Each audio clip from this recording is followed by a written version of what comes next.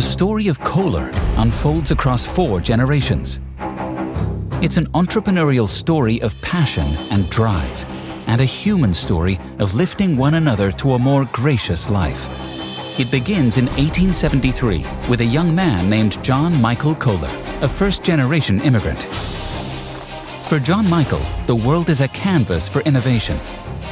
He finds success with a small foundry, casting farm equipment. Whether visionary or charmed entrepreneur, John Michael seizes an opportunity to afford his customers a basic human dignity. He enamels an iron trough, stands it on 4 feet, and crafts Kohler's first bathtub. And just like that, we're in the business of manufacturing. Cast iron tubs lead to toilets, sinks, and brass faucets. Fanning the flames of John Michael's passion and drive, his sons and daughters redefine gracious. This second generation welcomes immigrant factory workers, building the American Club as a home for foreign-born associates. Kohler Company is determined to provide gracious living to all, including rural communities without the modern convenience of power. Enter Kohler's engine-powered electric generator. With the flip of a switch, we're in the power business. Suddenly, Kohler is powering Admiral Byrd's trek across the Antarctic and energizing industrial efforts back home. Gracious moves beyond basic dignity to modern comfort. When the torch is passed again, a 3rd generation leads the now 100-year-old company and breathes new life into gracious living through Destination Kohler. The American Club is transformed into a 5-star destination. Kohler, a maker of products, is now a maker of experiences. Experiences begin to shape our commitment to art and nature. Through the Arts Industry Program, artists set up shop in our factories, exploring the edge between art and industry. And the Kohler Forest contributes to China's reforestation efforts with over 90,000 trees planted by Kohler associates. A 4th generation with a global vision is the future of this legacy. The world is still a canvas for innovation, but with more voices, diverse voices, offering meaningful solutions. And now, in the heart of gracious beats innovation for good. We pool the skills, expertise, and passion of associates from across the company and dive deep into some of the world's most pressing issues. While taking bold strides toward net positive, we're discovering ways to truly make a difference. Waste Lab asks, what if instead of waste, we saw possibility? Water impact projects help communities gain access to safe water and sanitation. Building on the past, Kohler shines a light forward for architects and designers from LA to Delhi, Shanghai to Sao Paulo, who choose our kitchen and bath products to design smart, intuitive living spaces. We operate one of the largest power businesses in the world, building small engines, along with residential, marine, and industrial generators able to run hospitals and data centers, responding with portable power when disaster strikes, and investing in renewable energy. We're sharing our love of community and well-being, opening resorts and wellness destinations, and hosting 6 golf majors, as well as golf's grandest event, the record-setting 43rd Ryder Cup at Whistling Straits, seen by more than 500 million people worldwide. And extending the good we can do, we're partnering with organizations like the Gates Foundation and Manchester United, and aligning with the United Nations Sustainable Development Goals. Little did John Michael know, in setting out to manufacture the best goods that ingenuity and money could produce, his ideas would ignite a century of company progress, revolutionize the home, and become a global lifestyle brand. Today, 40,000 strong, we carry the torch of passion and ingenuity, sparking new chapters of discovery, and lighting the path forward for generations to come.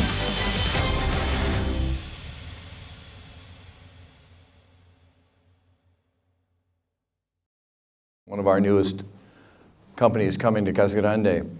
And it's incredible to think where we've come in the last 5 years even, and everything that's happened here in our wonderful city.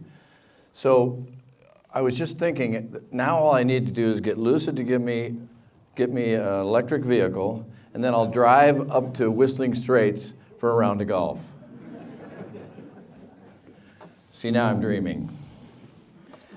Well, first of all, welcome everyone. Welcome to the State of the City address.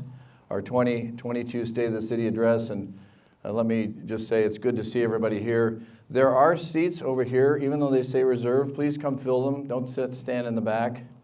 Come on. All right, well, there's some over on the side as well, over here. Then you can be more incognito. And you don't have to sit out in the sun if you want to come over here. So, please. You're good? It is nice out there, isn't it? Yep. All right. All right, well, if you would please, join me. We're going to do the Pledge of Allegiance, and if you wouldn't mind standing and joining me in the pledge.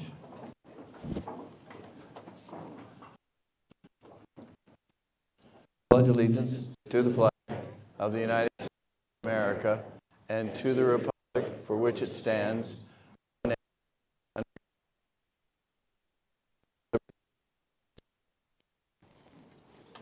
Great, thank you. And I've got one more.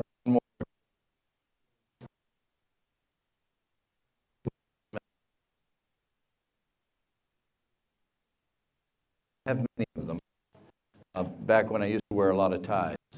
And so when Jerry made this tie, he didn't know he was making it for Ukraine. So I wore it in honor of the Ukraine people. You please join me in a moment of silence and recognizing the citizens of Ukraine.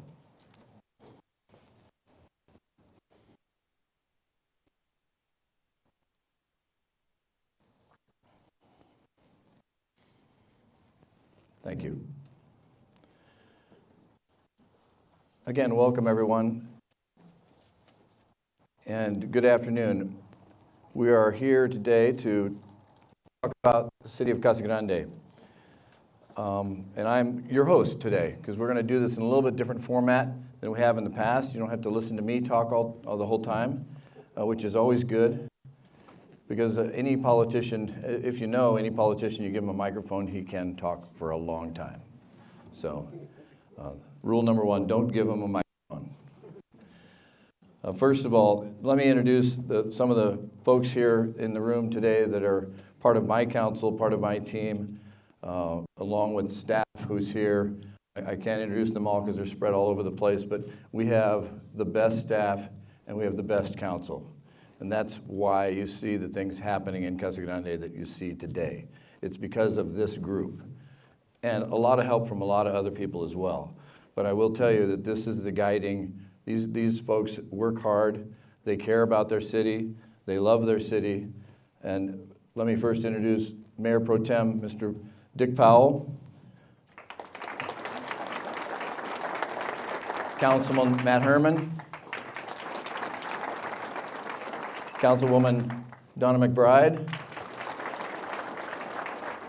Councilwoman Lisa Fitzgibbons, Navarro Fitzgibbons, and Councilman Jeff Lavender.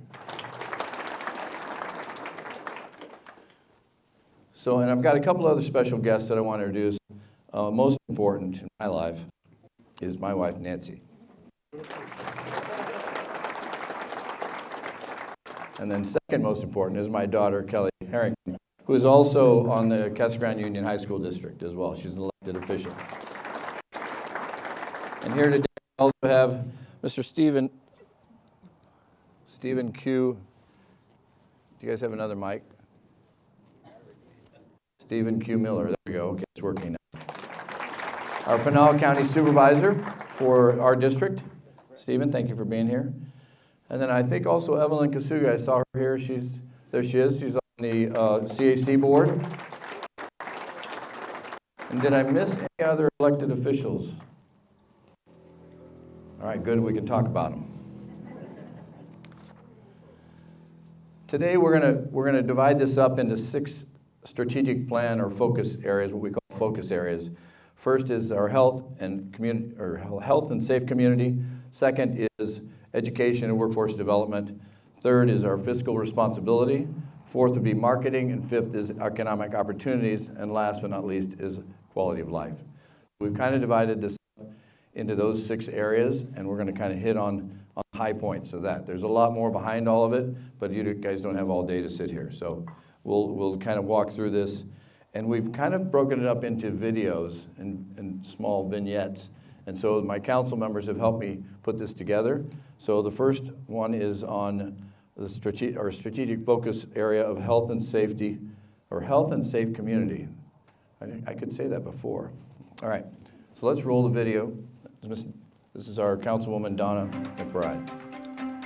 First, let me thank our hardworking Casa Grande police officers for answering nearly 45,000 calls for service this past year alone. The department started a new initiative last year that is proving to be a great outreach effort. It's called Team Policing. There are 5 beats that bring officers together to share information because activity can be drastically different between the day shift and night shift in the very same area. The quarterly meeting locations and dates are posted on the department's Team Policing webpage and all social media platforms. Now, how does this program help our community? Well, a couple examples. We've learned some lighting concerns along a pedestrian walkway just east of Casa Grande Middle School. That team has been working with the Public Works and Parks to provide a resolution. And yet another team worked with the Public Works Department to install anti-panhandling signs throughout the downtown district and worked with bike officers on special details to address drug and alcohol problems related to offenses in that area. So be sure to visit our website to find out more about the initiative.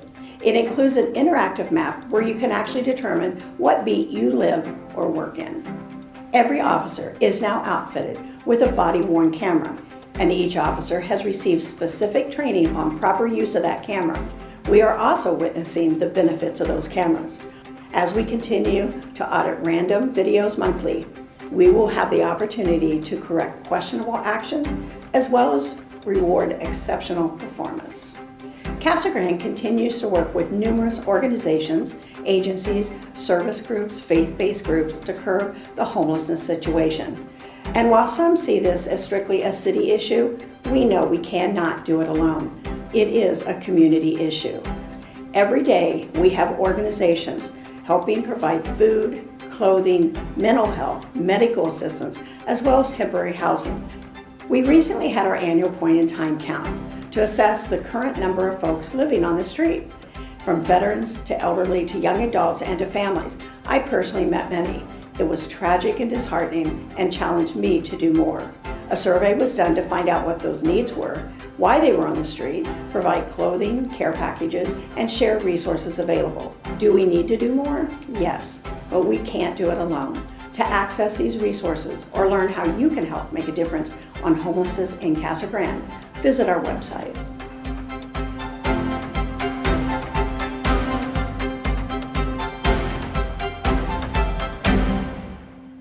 So the 3 council members who are really very active in this homelessness effort is Donna and Lisa.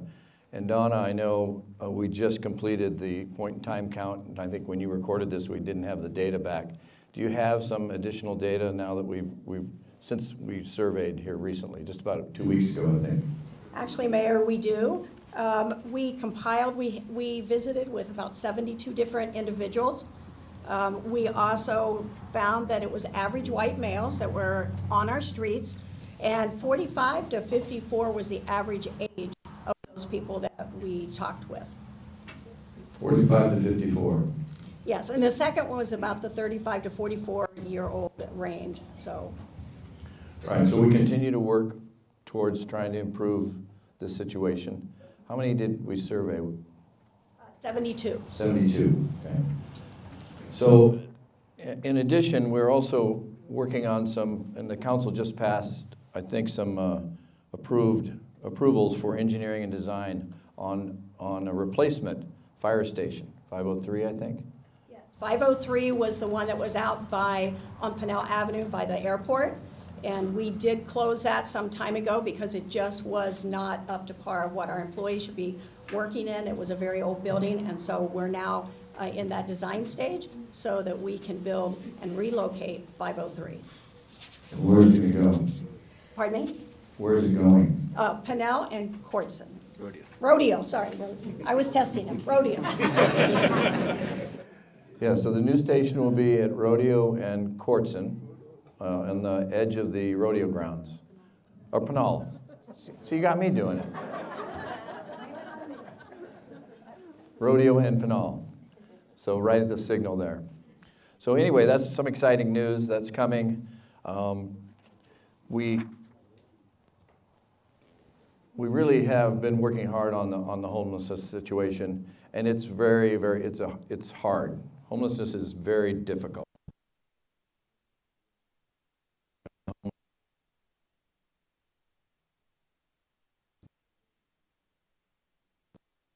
You're help somebody like that.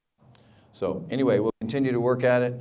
Know that your city council is supporting all of our local agencies who are working to try and help our homeless in the city of Casa Grande. We really don't have it too bad. If you want to see it really bad, go over to San Diego. So the next subject that we're going to talk about is education and workforce development. This is kind of a subject that's near and dear to my heart. And we really have so many jobs coming. It's incredible. We're going to talk about the number of jobs here in a little bit, but over the next 18 months, we've got thousands of new jobs. And so we need to be able to put together a workforce to fill those jobs. And I've used this number before, but if you just take the young people that we graduate every year from our two main high schools, we graduate 800, probably a little more than 800 now, but 800 kids, and half of them really don't go to college. So what are we doing with the 400 that aren't going to college? Well, I will tell you it takes collaboration, it takes coordination, it takes our education system, it takes our industry, it takes our business, and it takes the city to get involved. So all of us, trying to be the voice for the community and getting everybody to work together. Having ASU, CAC, CAVIT, Casa Grande Union High School, Casa Grande Elementary School, our charter schools, and industry really sit down and come together with collaborations.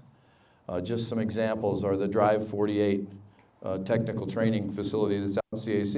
That was an ACA, Arizona Commerce Authority, if you don't know what ACA stands for, and the county, the city, and CAC. So it was putting that together, but we need more of those. We need more than just one Drive 48. On top of that, we've now been talking to ASU, and there's a chance that we'll have some ASU or an pod here on Monday, which is exciting news. We're super excited to try and make that happen. That's a new word. I tried to tell them, we need an ASU. Listen to me. And then we went and visited again. They said, well, we could put a pod there. Okay. Call it whatever you want. Just come on down. Also, Achieve Pinal, for example. Achieve Pinal is another one of those collaborative efforts. They have a subcommittee called Pinal Alliance. Well, they're a subcommittee of Pinal Alliance for Economic Growth. So Achieve Pinal, and one person in particular, Jerry Stabley, who is Evelyn's better half.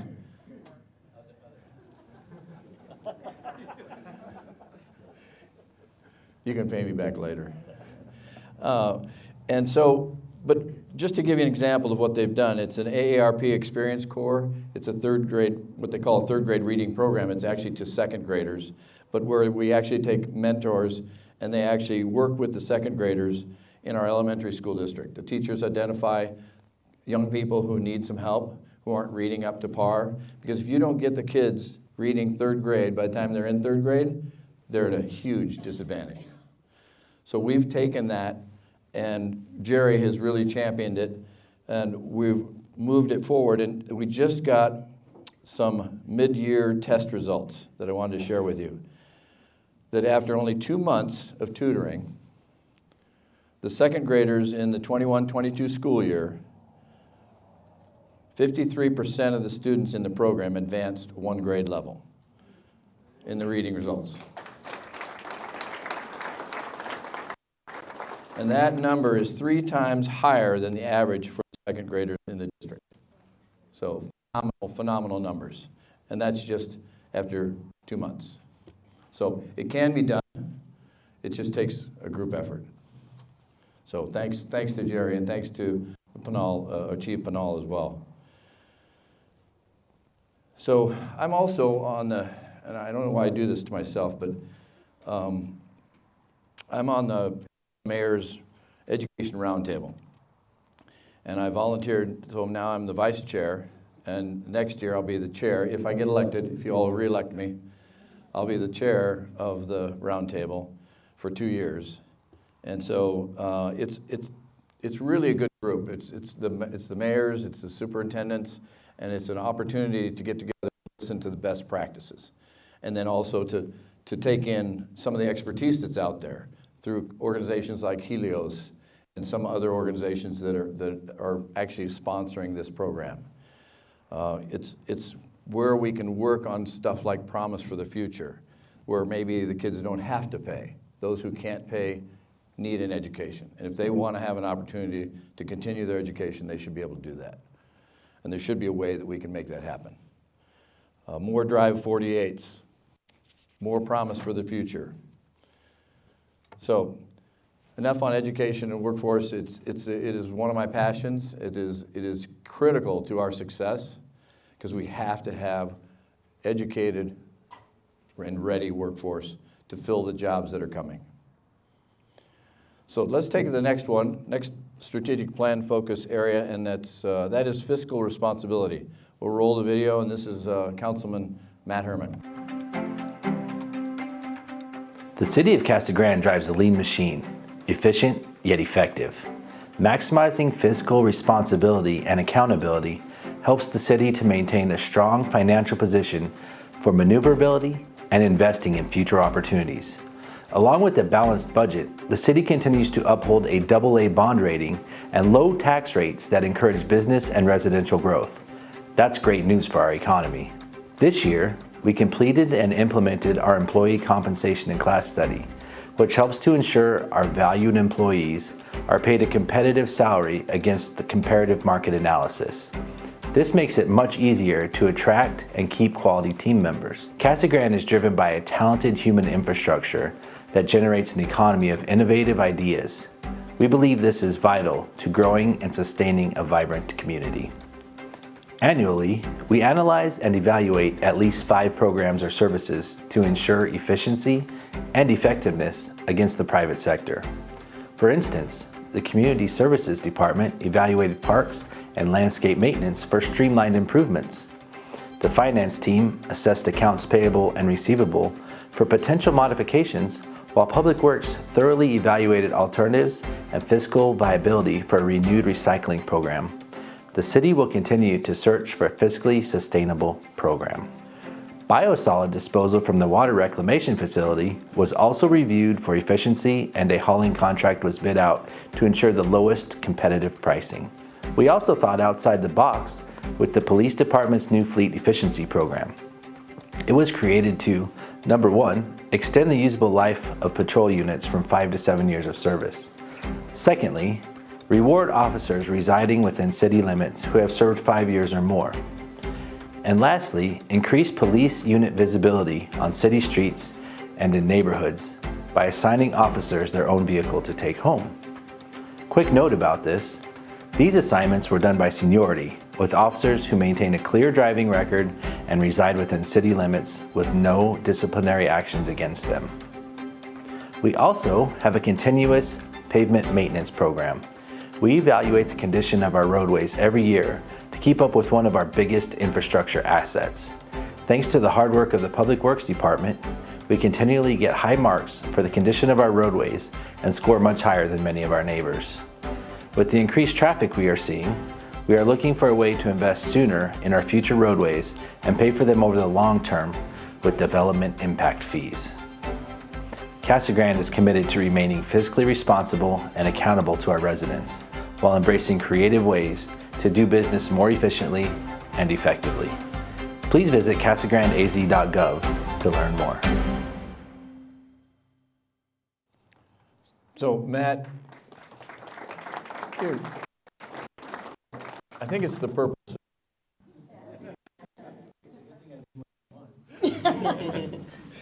So, you know, you talked about fiscal responsibility, and one of the things that I know and you always bring it up, is buying local and all that kind of stuff. But also, you know, we this last year we took some action on our public safety personnel retirement system, because it was we had a very large unfunded liability in our retirement system, and every city has this problem.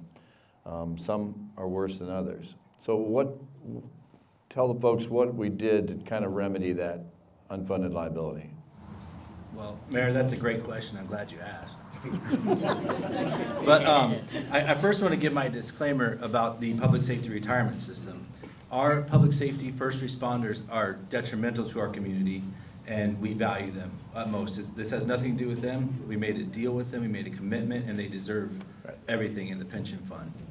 My disclaimer, however, is that we are statutorily required to participate in public safety retirement system by the state legislature. Since none of our legislators are here today, you can imagine how I feel about that. We are required to work in this fund, which left us with $55.4 million of unfunded liability, on which, thanks to their planning, we were paying 7.3% interest on yearly. And that's just the unfunded liability, not what's going forward. We're committed to that, we owe it, there's no doubt about that. But we thought, there's a better way we can pay that, you know? So with the help of our finance department, city manager, the council, we refinanced that shortfall, $63 million at a true interest cost of 2.12%. So over 15 years, we're gonna save over $38 million of debt payment just by using excise tax. That's definitely worth applauding for. And you know, and thanks to our fiscal responsibility, which is my theme, we have a AA+ bond rating, which allows us to sell these bonds easily, quickly on the market and get those really good interest rates. So you know, like I said, it's all for the first responders who we value, and it's not of our doing, but we took care of it. We're working on it, and it's going to save us a lot of money so that we can invest it in other parts of our community. Thank you, Matt. Yeah, so all of our public safety folks, their retirement is fully paid. So the system is in good shape for the city of Casa Grande. Thank you again, Matt. Let's take the next subject. This is a strategic plan focus on marketing. And marketing is another one of my kind of, I won't call it a pet peeve, it's one of my things that I like to do. It's kind of what I did for 36 years. And the city of Casa Grande is really so fortunate to have some great resources. We have, in fact, you all were given one of these, the resource guide. It was on your chair. This is brand new. This is right from the Chamber of Commerce. And that's the new underpass that was done. Does everybody like that underpass? Is it nicer than it used to be? It's not quite done, finished, but I think it's great. But we use the guides. We have this new kind of a neon Casa Grande. It's on the top. It's kind of. And then if you saw the little visitor guide, these are visitor guides that we're going to put all over the state. These are going to be in all the visitor centers around the state of Arizona, including the airport. So this is the kind of stuff that we're going to start to do on a regular basis beginning this year.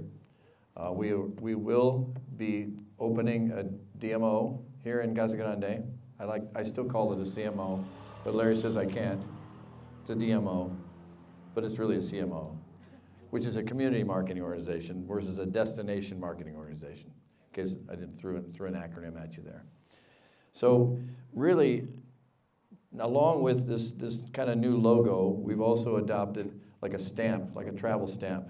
And the travel stamp is an it, right? So you can love it, you can live it, you can save it, you can build it, you can work it, park it. Anyway, now we've got, you can invest it, explore it, thrive it. I mean, you know, there's so many iterations and so much fun that we can have with it that we basically can put it onto anything we want. So it's fun, it's different. Maybe we'll issue all a travel little like a, you know, what is it called? Passport. Thank you.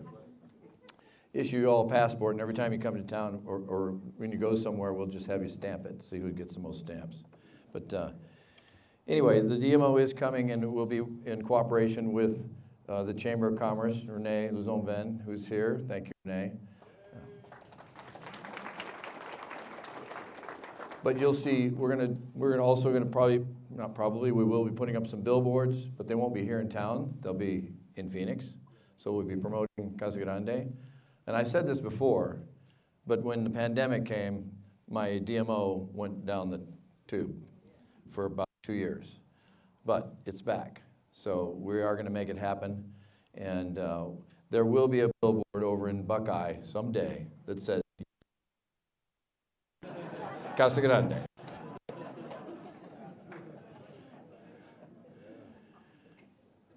So, and I'm constantly out. I took a count the other day. I'm actually a member of 21 different boards, commissions, and task force. 21. I must be out of my mind. And my wife looks at me like, you are out of your mind.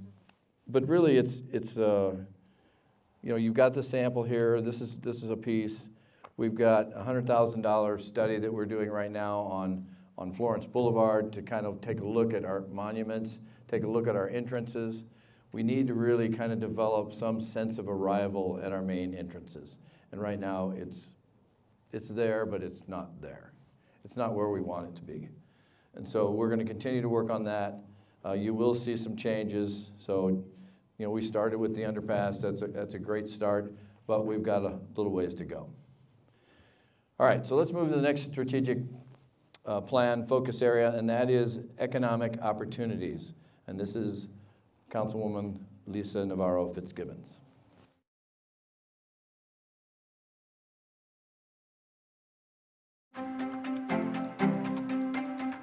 In the heart of the Arizona Innovation and Technology Corridor, Casa Grande serves as the manufacturing, logistics, healthcare, retail, and commercial hub for Pinal County.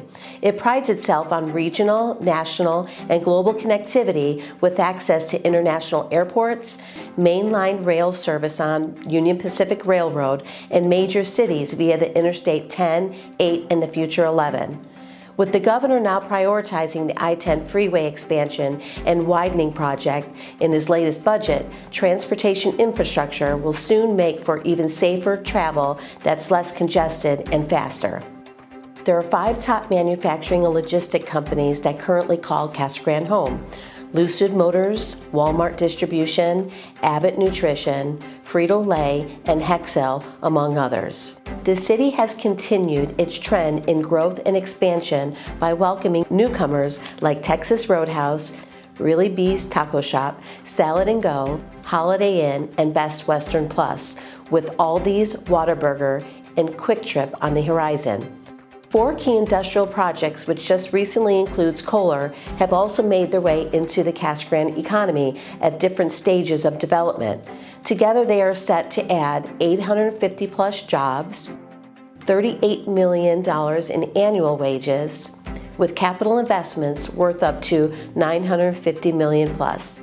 The 2030 General Plan update was also approved and adopted into law by residents. To manage and sustain projected growth in our community, the plan, among other things, identifies and centralizes the key water resources needed to support development, allow for medium and high-density residential development downtown to empower economic activity in the surrounding area, and encourages vacant land developments with current street utility infrastructure and city services prior to developing areas that do not. Over the past few years, the city has hosted public meetings, surveys, and studies to help update and expand upon the community transit plan. A new traffic plan has been provided significant improvements to the travel system on major arterials by at least 25%, with more enhancements to come. A traffic management center was also installed at the city's North Operations Center to remotely manage traffic signal equipment. As Casa Grande continues to grow and flourish, the city is committed to making sure development is smart, managed, and sustainable. To learn more about the city general plan and economic development, please visit casagrandeaz.gov. Thank you, Lisa. And you know, one thing that you mentioned in your speech was about transit. And I know we made some recent decisions that were probably made after you did your presentation, but maybe you could enlighten her on some of those new additions. Thank you, and everyone, thanks for coming. But yes, transit has been a topic that we've had made discussions on for several years now, and we've had several studies, questionnaires, and outreach to the community. So unfortunately, there's a large part of our community that doesn't have access to transportation, and we're very aware of the other surrounding communities that have transit. So we are happy that the City Council did decide to move forward on transit, and we have hired a new transit manager. So we're really excited. I don't know if Deb Bruner is here today. Here she is back here. Deb, She just started a week.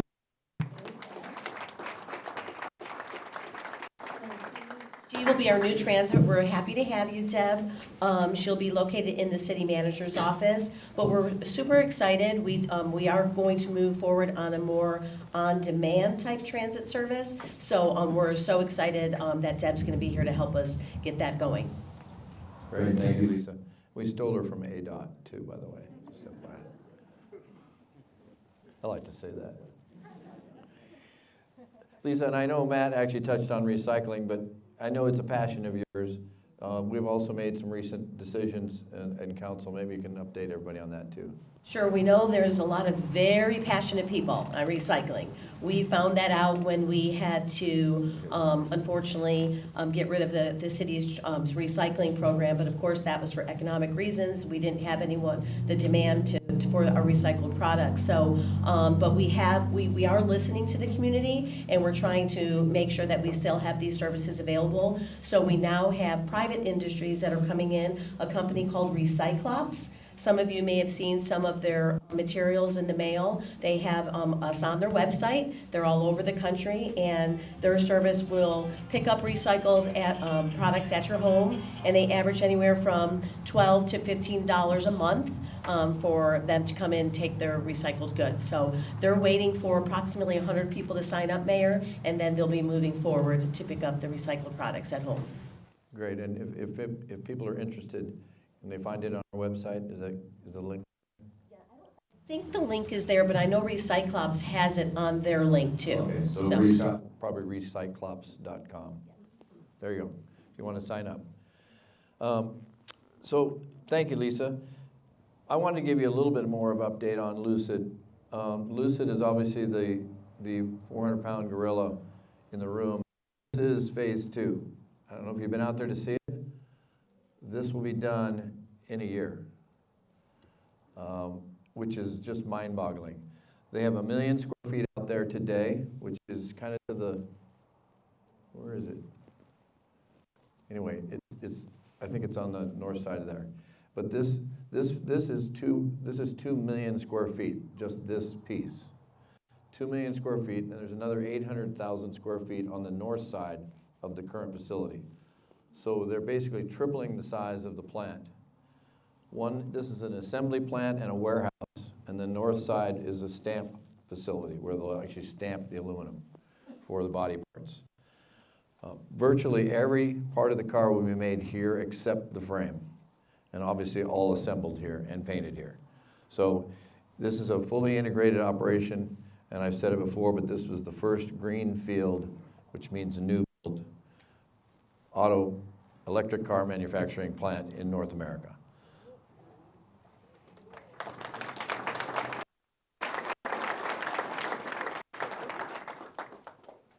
They have about 1,300 employees. They expect to add another 1,000 jobs this year. So that'll be 2,300 employees. They're at build-out, which is by 2024, because there's 5 phases in this process. They will have 6,000 employees. So we need to get going. There's a lot of stuff we need to make sure that most of those people live here in Casa Grande. So that's our goal. Along with the 850 I was talking about, that industrial technology corridor, that's just for about 4 different operations that are going in there, Kohler being one of them, and Kohler's about half of that in terms of the number of jobs. So it's really exciting time. We've got 3 support manufacturers that are coming in that are going to support the Taiwan Semiconductor manufacturer up in North Phoenix. So 3 of those operations are landing here in Casa Grande. And on top of that, you know, Kohler is an amazing corporate partner. They have programs for kids in our elementary school. So I'm really excited to hear what that entails as they move into town. They're moving dirt on the Kohler plant right now, so it is moving forward. And I know that Frito-Lay even mentioned some expansion, so there's another 50 jobs there. So I mean, there's a ton of stuff just going on, and it's just crazy. Along with our existing industry that's already here, like Walmart, Tractor Supply, you know, Hexcel. So everybody is it's an amazing time here in Casa Grande. And I also want to announce that we have a new hotel coming to town. And this is the first rendition that's been out. It's a Marriott product. And it will be here in the Promenade Mall, be out in front of PetSmart. And it's a Fairfield Inn and suites, and then the Town Place suites. So it does extended stay and also does overnight stay. So it's a combination type system. It's 145 rooms. It'll have 2,400 square feet of meeting space, and it'll employ another 50 full-time employees. So it's pretty exciting that we're getting this product. It's a really nice location for it, and really looking forward to them coming into town. But suffice to say, there's lots of stuff going on, and as more becomes available that we can share, obviously we'll get it out there. And I kind of didn't mention it, but the Sonoran Mine folks are here, and the mine is back active. In fact, I see you all right there. You can raise your hands. They're Cactus Mine, but Sonora Mine, Arizona or Arizona Sonora Mine. Is that right? Arizona Sonora Mine. Okay. So obviously they're starting to ramp up, and we're excited to have you guys here in town as well. Obviously some good paying jobs. So if anyone wants to work at the mine, those are the 4 guys you need to talk to right there. Not like the old days in the mine though. Yeah, okay. All right, let's move to the next one. This is the quality of life video, and this is Councilman Jeff Lavender. Good afternoon, fellow residents. Quality of life is an important value standard that goes to the heart of why families make the decision to move to Casa Grande and remain. The 2030 General Plan was pushed through to help create a sustainable open door for seasoned and new residents of all ages and demographics that want to make Casa Grande their home, and now for many years to come. We are proud of our diverse community and will increasingly engage and respond to diverse platforms, events, and outreach to promote inclusivity and celebration. The Union football team won the state championship this year. How about them Cougars?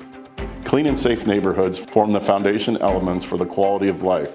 This is why the city continues to allocate 5% of its general fund to blight removal to clean and enhance our streets and neighborhoods.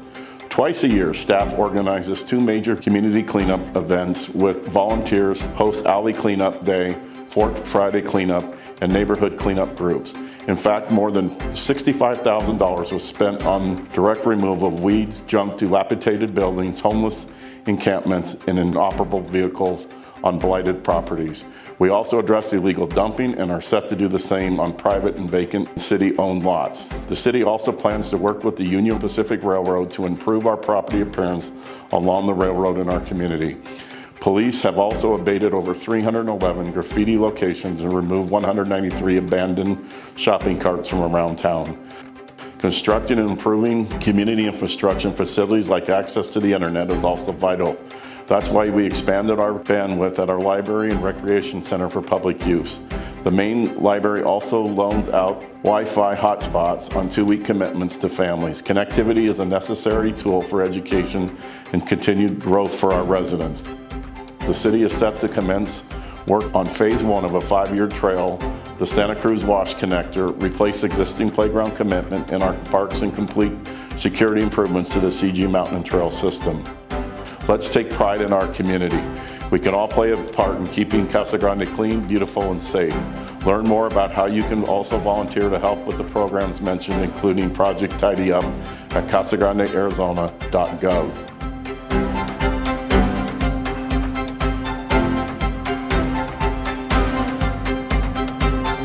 Have casagrandeaz.gov to across your forehead. Thank you, Jeff. And Jeff, you mentioned graffiti, cleaning up efforts. I know that there's an app that the city has that I've been trying to get people to put on their phones. So here's your opportunity. Get out your smartphone, point it at that screen, and download this app. I'll give you a minute. If you already have it on there, thank you. What this app does, and I'm going to let you explain. Sorry. Thank you, Mr. Mayor. First Got carried away. It's Twin Day today at Valago Middle School, and I want to thank my fellow colleague, Matt Herman, today for joining me and being my twin today and wearing the same jacket. But we do encourage you. I downloaded the app recently to download this app. When you see a problem, you're out hiking CG Mountain, you see trash, you can take a quick picture of it. You can push the send button, which reports it to the agency. You'll receive a response that they received it, and then you'll also receive a response that it's fixed it, that the trash has been fixed or cleaned up. And so all of us doing our part in making the city aware of where the different locations are that need to be cleaned up will stop from us hearing from a complaint that, you know, a bed mattress has been out there for 2 months, yeah. So do something about it. Take a picture of it and send it to us. Thanks, Jeff. Just to give you an update also, so has everybody got this on their phone? I know you all have a smartphone. Lie to me. Is it working? Okay. Oh, okay. A minute. Okay. You can also go to your app store and just search for C Click Fix. It's all one word, actually. I don't know why there's C period click, but it's all one word. Don't put the dots in there. It's C Click Fix. Or the periods, or whatever those are. So housing permits, I get asked all the time. It's a blessing and it's a curse. I get half the people curse me because we have too many houses going up, and the other half curses me because we don't have enough houses. So it's one thing I've learned in government is that you cannot please if you know after 5 years of being in this. So year to date, so the first 2 months, that's January and February, we have had 242 new building permits compared to last year, where we had 121. No, we had more than that. Anyway, my numbers are wrong. But it's an 18% increase this year. And last year we had 1,500, I think, new building permits. The year before was about 1,100. And I expect this year to be about 15 again. We're averaging about 120 a month, something like that. And so until we see that change, that is a total of 4,153 new homes in the last 3 years. That equates to about 15,000 new residents. So that's pretty significant. And if you have noticed the roads are more crowded, that's why. So we just have to figure out different routes to get places. Don't go on Florence. If you do, you're from out of town. So I also want to give an update on I-10. because I-10 is really a mess. And I know right now I'm getting at least two emails a week on people who are so frustrated about I-10. And I share their frustration. It is the worst stretch. Having say, and he is budget, which has not been approved yet, has identified $400 million to go towards that I-10 widening. So that's a huge, huge deal. On top of that, MAG, which is the Maricopa Area Governments, they have about $100 million that they've put on the table. We've got about $50 million for the Gila River bridge over the Gila River, and so which won't pay for the whole bridge, but it's good. We've assigned the engineering company to the various sections. They've divided up the widening into 4 sections. There's the northern section, which is basically in Maricopa. Then there's the piece from the Maricopa-Pinal County line down to Casablanca. There is the bridge over the river. That's a separate project. And then there's the final piece from Casablanca to Casa Grande. So those are the 4 pieces. They've all been assigned engineering companies, so the engineering work is being done. But that's stuff you don't see, right? In the meantime, we're all going to be sitting in a lot of traffic. The other thing, and I had a meeting this morning with our MPO, which is the Metropolitan Planning Organization for the Sun Corridor, which I'm a board member of. And, representatives who were there in our district engineer, and asked them to find out why we can't restrict trucks to the right lane, at least through that 26 miles.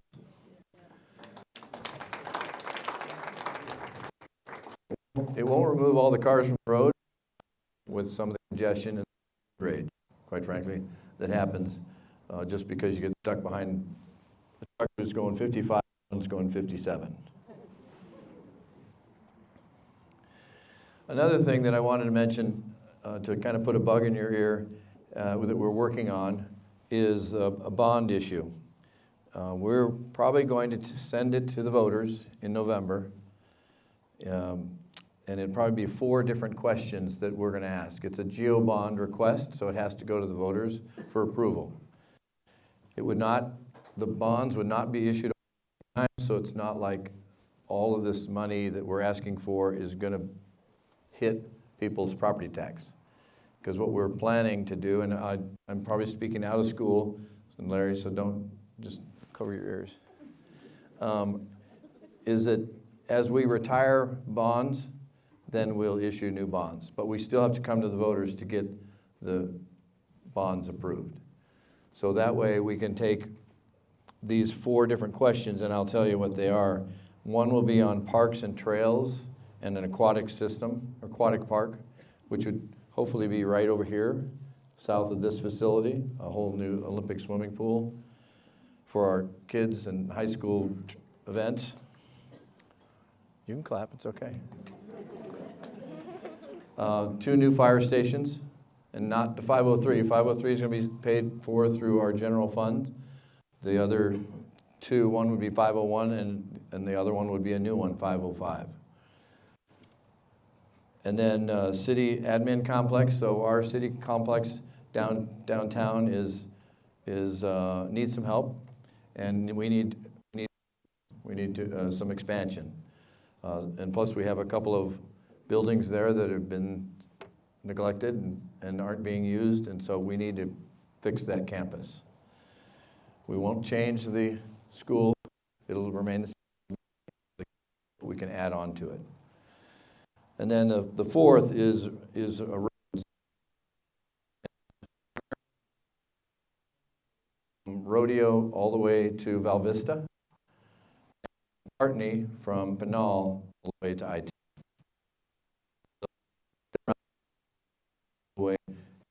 Another corridor off of Pinal, because Pinal is getting pretty bad. It's like almost.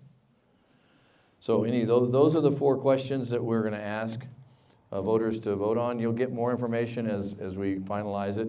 Well, we're still talking about it, but we have to have a decision to put it on the ballot, I think by, when is it, Larry? By May. So the council will have to vote on it to approve it. And Brett's not here, is he? Oh, good, okay. He's our city attorney, because I think I just violated some rules there. But it's an open meeting. It was agendized.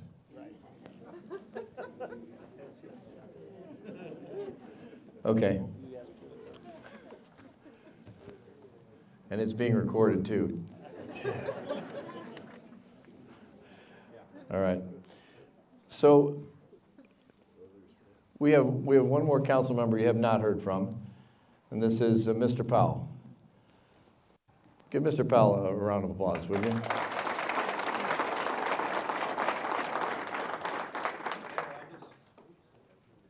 You have to eat it. I'm on. Can you hear me? Yep. A little more.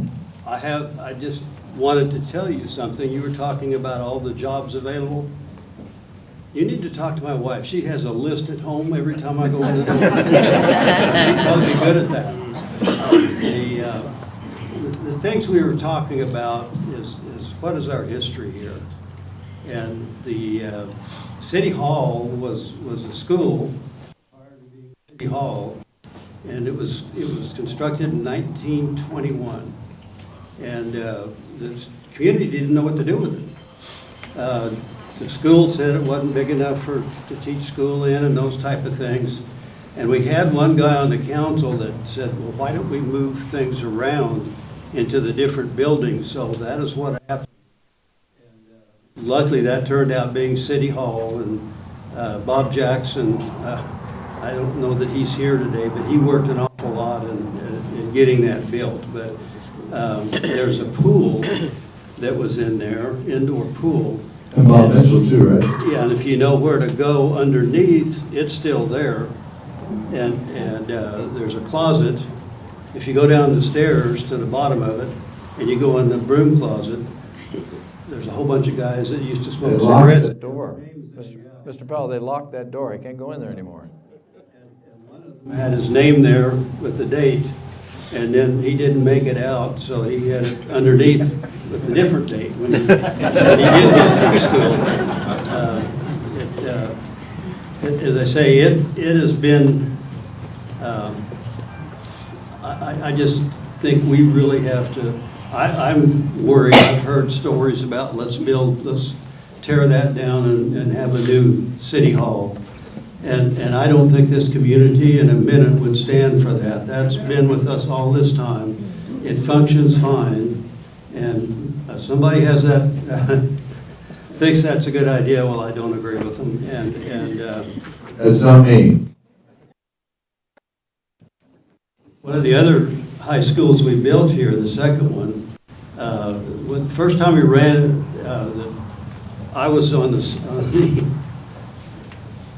the high school board, and we were going to try to build the new school. And there wasn't, we couldn't figure out quite how to get it done, but the first time it went out for a vote, it got defeated because the taxes were associated with the building of it, but it did happen later. But there was two old-timers that came in our store that had been at that school in 1921 or 2 or 3 as students. And I said, my goodness, well, you know, that was really quite a building to build in 1921 and for the community to finish. What were people saying about it? Oh, they said it was too big, too expensive, and too far out of town. And that's just how our second high school got built. There's a number of people that thought that was a good idea, but... Hey, Mr. Bell, you've been on council now 25 years. 25 years. This was a picture at our League of Cities, and Mr. Powell receiving his 25-year award. So... That's a good deal. So, in your experience, what would you tell a new council person just coming in? Well, we have such good department managers, and I think Gloria was the first one I talked to when I came on council, and she kind of told me what to do, how to do it, where to do it, and she left for a while and she's back. She's still telling me the same things, but I didn't have her there available to do that. And I think we have so many good people throughout our city hall. We really do. We're proud of them. They're devoted, and so I would, if you're interested in the housing market or those type of things, go see Paul. Go upstairs and schedule an appointment, and he will fill you in. They've got a deal where they can put the whole city up on the wall, and you can pick out different things that you're looking for. As I say, it's just been a privilege to be here that long with the ones. But I do think that we are staffed so well that if you're a new elected official, you go to whoever's head of that department. They'll sit down, they'll work with you, they'll explain things. We have a great staff. Please give staff a round of applause for us. And also give my fellow council members a round of applause too, please. And I'm a bit remiss. I didn't mention that we have another 3,000 apartments and single-family dwellings coming to Casa Grande, along with all of those new homes that I mentioned. So that also would help relieve some of the pressure on housing. And I know one of those developers and builders is sitting right here, Mr. Greg Hancock. Greg, raise your hand there. Greg's development's the one right down here on the corner of Cottonwood and Beard. So, and he builds a nice product, so I think you'll be impressed when it gets finished. Thank you for being here too. So, one last thing. We've got a Communities on Course. It was produced by the Lincoln Institute. It's a video that we produced because the Lincoln Institute thought we were that good in terms of some of our new water and innovation programs that we've got. So I wanted to share that video with you. It basically talks about our Save It CG.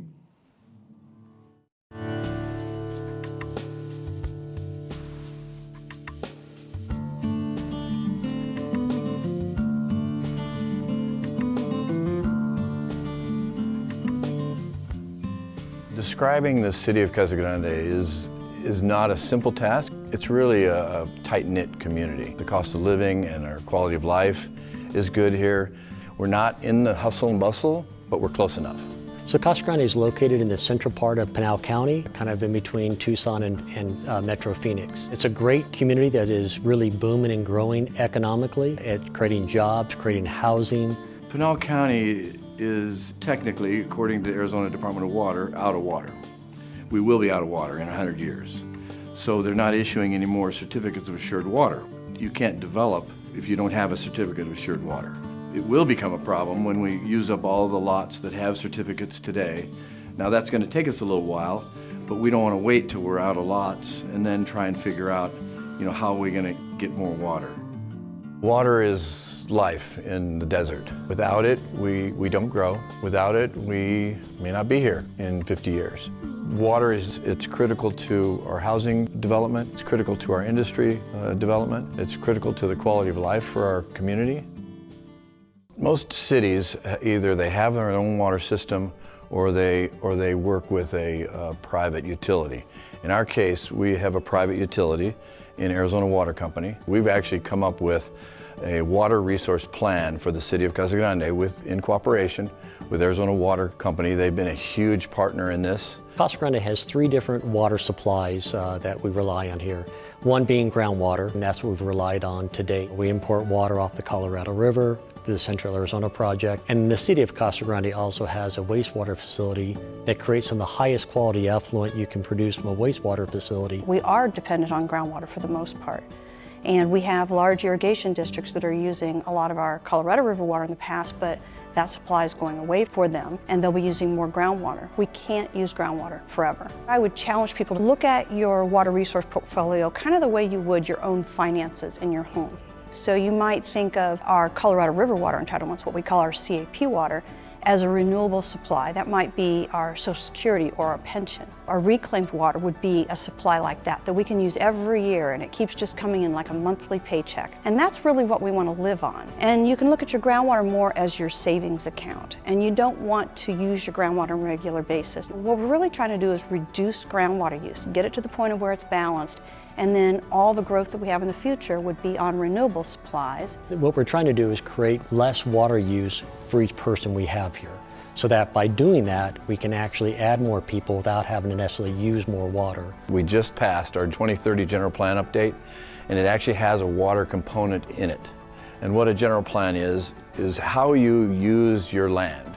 Water conservation is all part of how we want to use that land. It's not a matter of you develop a land use plan and then you bolt on the water component and say, okay, well, how do we get here? The land use plan was developed around the water resources side. There's a lot of community input that goes into this, into our general plan. It has to go to a vote, and we had about 85% approval on our last election. Our goal is a 15% reduction in water use, and we're starting with the city because we're the biggest user, and so we're going to really challenge the city to show by example, how we can reduce our water use by 15%. We have, in my supervision, over 30 different facilities. Those range from a work yard to a full-blown park to baseball fields to dog parks, all kinds of different parks. In the last couple of years, we actually have already started some conservation methods, and those are turf reductions in areas that weren't highly utilized, like a fire station doesn't really need turf because the public isn't there using it. Turf reduction is actually removing the turf and replacing it with desert landscaping. We've reduced at the Dorothy Powell Senior Center, at City Hall, and at some fire stations. We were looking to stretch our budget, our water budget, and we knew that we were going to have a little bit more water use at Carr McNatt Park. Carr McNatt Park was a facility that the city wanted us to focus on. They wanted us to kind of dial into the water usage and see where the potential for savings is. Carr McNatt Park was remodeled in 2019, and it has several main features that we wanted to bring to the community. First is the city's first ever splash pad. The splash pad is connected with a very large shaded playground. In the afternoons, you'll have literally hundreds of kids using that area. So a very nice family-oriented area. We're developing tools and resources to determine if the water being used at a property was appropriate, where potential for savings were, if we were to implement something specifically, what savings would that provide, and then something to kind of help track progress. We're able to measure out square footage of turf, desert landscape, water features very, very thoroughly, and then put it in the tool, and using historical data, it projects how much water is required for that facility. There could be turf reduction in certain key areas. There also could be changes in nozzling or changes in water practices or changes in amount of irrigation. We're going to look at the gamut of everything that we can do to efficiently use water the best we can. How does a community grow and conserve water at the same time? Definitely a challenge, but it can be done. As a community, we need to cut 15%. Let's figure out how we're going to do that. We've established a new program called Save It, which is our conservation program. It's a whole integrated, marketing plan. We use social media, standard marketing, magazines, newspaper. So every month we're pushing a different message, whether it be drip irrigation best practices, preparing people's landscapes and irrigation systems for the summer. We're trying to push out unique, relevant, and topical information. Everything we do is branded through the Save It program. We want to build a conservation ethic in this community, and we want people to be proud. And every time they see that symbol on it, they have a t-shirt with that symbol on it, we want them to be proud that they're a part of a community that is not only water efficient, but is planning for its future, and we're all going to work together to make that happen. All this water conservation helps us with our economic development. It helps us with our community. It helps us with making our community a better place to live. It also helps protect our water supply and the long-term, water that, for our kids and our grandkids. You know, we need to make sure you're looking to the future. When I'm not here, you know, there's still going to be a water need. I want to make sure that our children, grandchildren, great-great-grandchildren have the same opportunities as we do, and that we ultimately are responsible in how we use our resources. So we're looking to make an impact in the future, and hopefully what we do today will be felt by generations to come.